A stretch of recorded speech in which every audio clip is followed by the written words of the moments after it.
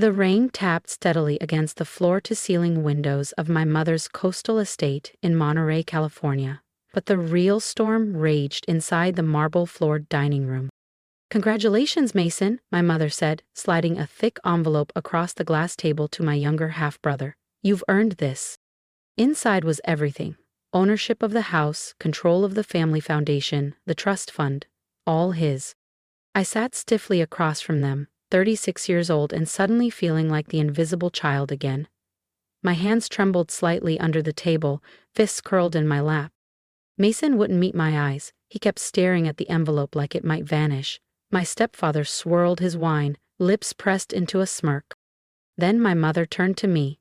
"And you, Elise," she said coolly, "you were always too sensitive, too idealistic, not built for real life." It stung more than I expected. There were 5 of us there: my mother, Mason, my stepfather, the lawyer, and me. But I had never felt more isolated. She waved toward the man in the suit. "Let's finalize everything." "Mom," I said quietly. "Don't do this." She scoffed. "You walked away, Elise. Left the firm to go teach in rural Peru, remember? What did that get you? A tent and mosquito bites?" "You never asked why," I said. "Not once." "Because it didn't matter," she snapped. "Mason stayed. Mason proved himself." "No," I said calmly. "He played a role, one you desperately needed." My mother rolled her eyes. Then the attorney, Mr. Lancaster, a sharp-eyed man in his 60s, raised a hand. "Actually, before we proceed, there's a clause you should all be aware of." My mother blinked. "What clause?" He opened the folder, the one your late father added, quietly but legally binding. Mr. Lancaster looked my mother squarely in the eyes. "There's a sealed amendment to the trust. It was added 7 years ago, at the direct request of your late husband, Mr. Charles Renaud." My chest tightened. My grandfather, the only one who ever believed in me. The only one who told me I had more resilience in my silence than most had in their loudest speeches. "What amendment?" my mother snapped, her voice clipped with annoyance. Mr. Lancaster calmly removed a faded document from the leather folder. This was notarized during Mr. Renaud's final weeks. His instructions were explicit. It was to remain sealed unless an attempt was made to remove Elise from the succession line. Her expression cracked. "He had no such power." "He did," Mr. Lancaster said evenly. "He retained 52% controlling interest in the Renaud family trust until his passing, and that interest now has directives that supersede any recent motions." Mason stiffened. My stepfather said nothing, his wine glass hovering midair. Mr. Lancaster turned toward me. "Miss Elise, would you like to read it, or shall I?" I shook my head slightly. My eyes were on Mason's envelope, the same envelope meant to erase me. "Please read it." He unfolded the parchment slowly.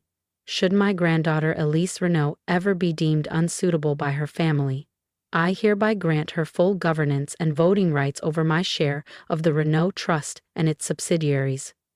This shall take effect immediately and shall supersede any previous provisions. Furthermore," he continued, "no changes to estate ownership or family governance may be made without her written consent." Silence fell. Even the ocean beyond the window seemed to pause. "What the hell does that mean?" my mother barked. Mr. Lancaster looked at her, then to me. "It means your daughter is now the majority controller of the trust. Nothing signed today will stand without her approval." My mother stood abruptly, her chair scraping the marble floor. "She's unprepared. She has no experience with boardrooms or balance sheets." "Maybe not your kind," I said, standing too. "But I've led. I've protected. I've created things that lasted." I turned toward the attorney. "Let's proceed. We have work to do." Mason's eyes darted nervously. My stepfather looked away. My mother didn't sit down. Instead, she froze, as the gravity of power shifted away from her for the first time. She didn't speak, but the tension in her posture told me everything. And that's when I saw it. Something I never expected in her eyes. Fear. Not of me, but of what it meant to lose control. Real, quiet fear. I softened my voice. "You can sit, Mom. This isn't about revenge." All I ever wanted was a seat at the table, a voice, a chance. Still she didn't move. Then Mason broke. Wait, this isn't fair. Elise left. She went off to, what, build tiny houses? I built safe housing for domestic abuse survivors, I replied. I helped veterans rebuild their lives. I didn't run from this family. I ran toward something better. He scoffed. That's sweet and all, but that's not how you run Renaud Holdings. I smiled faintly. Maybe not. But it's how you rebuild its soul. If you felt that shift, the moment power returned to the one they tried to silence. Don't forget to subscribe to the channel, because what Elise does next will not only redefine the legacy, it will challenge everything her family thought they controlled. I know enough, I said, meeting Mason's eyes, to know you've been funneling money through a consulting firm owned by your old fraternity brother in Nevada. His face went pale. My mother inhaled sharply. Elise, stop. This is family. Was it family? I asked, voice cracking slightly, when you stood by while I was cut out, when you praised Mason while ignoring every sacrifice I made for all of you? You never belong in this world, she murmured, eyes low. No, I said, nodding. You made that perfectly clear. But grandfather thought differently. Mr. Lancaster cleared his throat. Ms. Elise, your grandfather didn't just leave you voting shares, he left something else, meant to be opened at this exact time. He opened his briefcase and retrieved a weathered leather box. Inside was a gold-plated compass. Beneath it, a folded letter addressed to me, in my grandfather's graceful script. My fingers trembled as I unfolded it. My dearest Elise, if you're holding this, then your mother has done what I feared she might. Do not hate her. She was shaped by a world that taught her control is love. But you, my dear, were always different. Quiet strength, steady vision. You are the compass. Follow your own path and others will follow you. Grandfather. Tears brimmed, but I didn't let them fall. I looked up. Let's proceed. As I signed the acknowledgement of my controlling interest, my mother finally spoke. You think this makes you powerful? She said, her tone sharp. You think he gave this to you out of love? It was to spite me. I studied her, not as a daughter chasing approval, but as a woman seeing clearly. No, I replied. He gave it to me because he believed I'd build something lasting. And I walked out, decades of dismissal falling from my shoulders like dust. But peace didn't wait on the other side of that door. War did. Because power threatens those who've abused it. I had barely reached the corridor when I heard footsteps behind me. Elise, Mason called. I turned. His voice was casual, but his eyes weren't. They were calculating. You don't have to do this, he said. Do what? Shut me out. That's the next move, right? I haven't made any moves, I said evenly. I simply stood up. He smirked. You think signing some papers makes you a leader? You don't have the stomach for this. My heart beat fast, but I stood firm. I'm not here to prove myself to you. I'm here to lead with purpose, something this family's forgotten. He stepped closer, lowering his voice. 2 months, he said. You'll crawl back. This company isn't a school project, it's a battlefield. No, I said quietly. It's a platform. And I'll use it to elevate, not dominate. He turned and walked away, but his clenched fists told me everything. This wasn't defeat. It was preparation. And the days that followed proved it. The whispers began. Elise Renaud was back, and not as a visitor this time. Some called it hope. Others, a warning. I didn't fire anyone. I didn't call meetings. I listened. And what I discovered. Departments sabotaged each other, promotions given for obedience, not merit, exhaustion ignored. This wasn't a company. It was a kingdom, and Mason had been crowned by chaos. One afternoon, I walked into the break room. Conversation stopped. Please, I said gently, lifting my hand. You're on break. Sit. Eat. A custodian named Rosa slowly rose from her seat. We weren't allowed to sit if Mr. Mason walked in. I paused, then shook my head. That changes today. Her face softened in a way that broke my heart a little. She sat back down, and so did the rest. That night I stayed late. The building emptied out, but I stayed, alone under fluorescent lights, diving into the shadows Mason left behind. 3 budget discrepancies, 1 illegal contract with a shell vendor, and a list of 6 employees terminated after raising ethical concerns. This wasn't simple neglect. This was decay. If I didn't act fast, I wouldn't just inherit a mess. I'd be blamed when it collapsed. The next morning, Mason stormed into my office, a smug grin hidden behind his rage.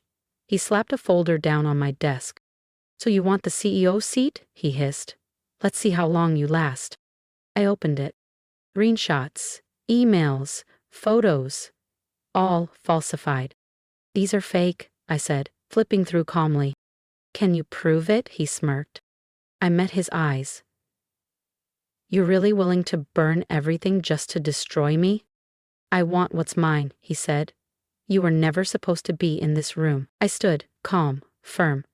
"I don't want a throne, Mason. I want to fix what you broke." He sneered. "You see healing. I see weakness." Then he turned and walked out, confident that I'd crumble. And that's when I understood. This wasn't sibling rivalry. This was war. But I had something Mason didn't. The truth. Still, within 48 hours, the headlines hit like hammers. New CEO tied to misused charity funds. Power struggle at Renaud Holdings. Elise Renaud, unqualified heir or silent saboteur. Didn't matter that none of it was real. The internet didn't wait for facts. My inbox blew up, shareholders panicked, my phone didn't stop buzzing. I'd barely begun and already the narrative was spinning out of control. I told myself to breathe, that the truth would hold. But alone that night, curled on the couch in my office, I cracked. Not dramatically, just quiet sobs into my sleeve. I wasn't crying because people believed the lies. I cried because, for a moment, I believed them too. Maybe I wasn't enough. Maybe my grandfather had been wrong. Then came a soft knock. I wiped my eyes, cleared my throat. "Come in." The door creaked open. Rosa stepped in with a paper cup of tea. "I thought you might need this." "You didn't have to," I whispered. She sat beside me. "You looked like you did." "No one ever brought me anything when I cried in this room," she added. "Maybe it's time someone breaks the cycle." Her words settled deep into my chest. "Thank you," I said softly. She looked me in the eye. "Miss Elise, do you want the truth about your family?"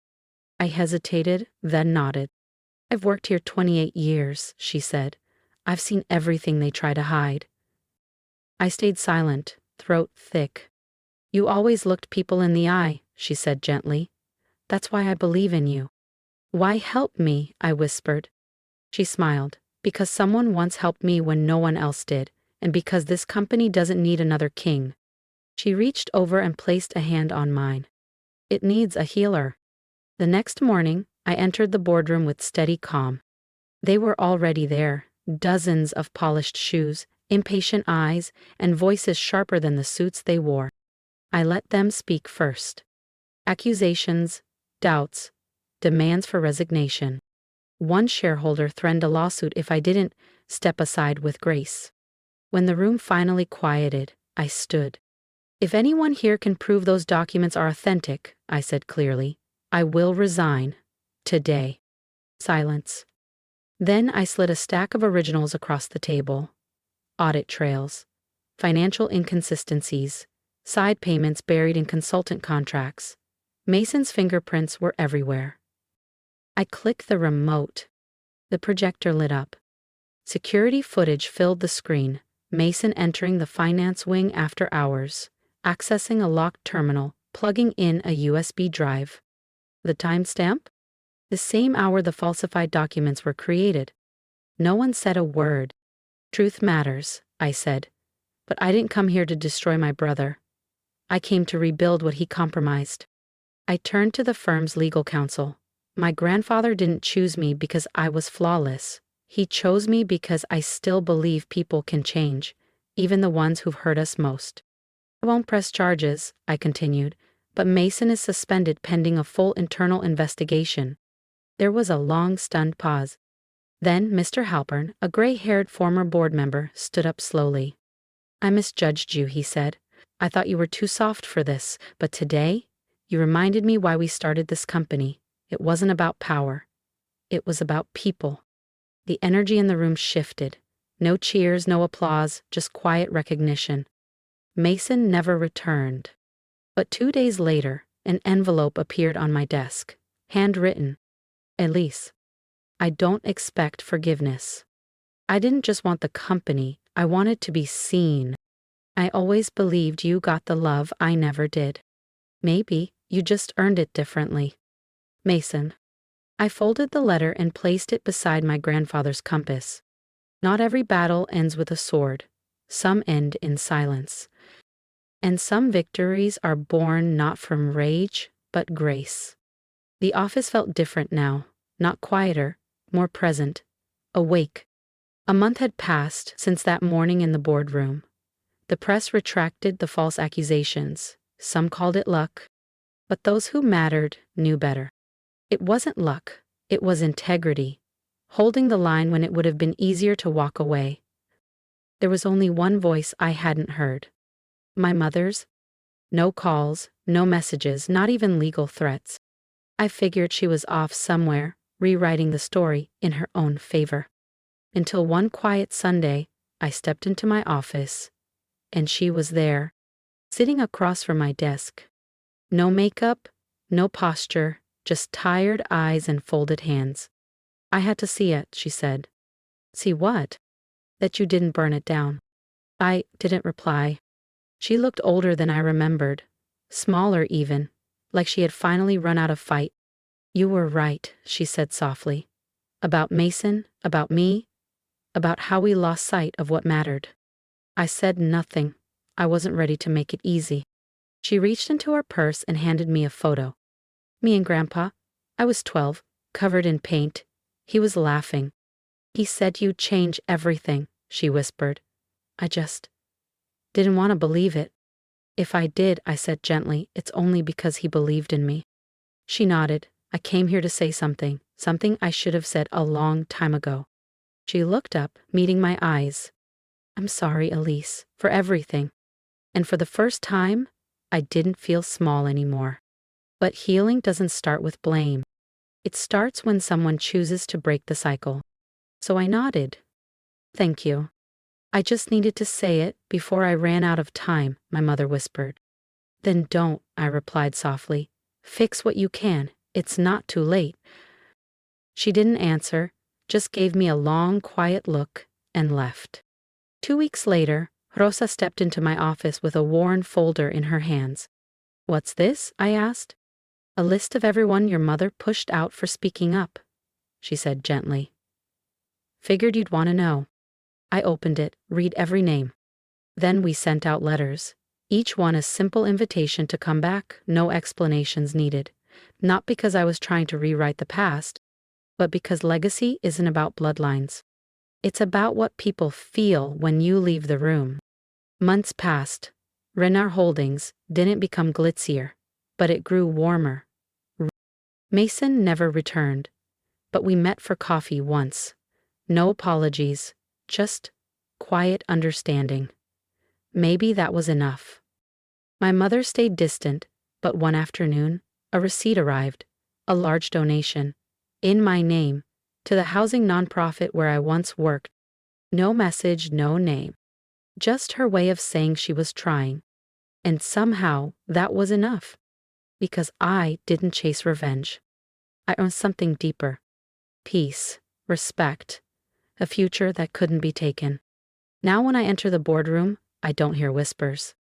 I hear footsteps of people who walk with me, not behind me. Because someone once said I was nothing. And I proved them wrong, without becoming them. If my story moved something in you, drop a comment. Tell me what part stayed with you. And if you're walking your own quiet road back to strength, subscribe. Because the world needs more voices like yours.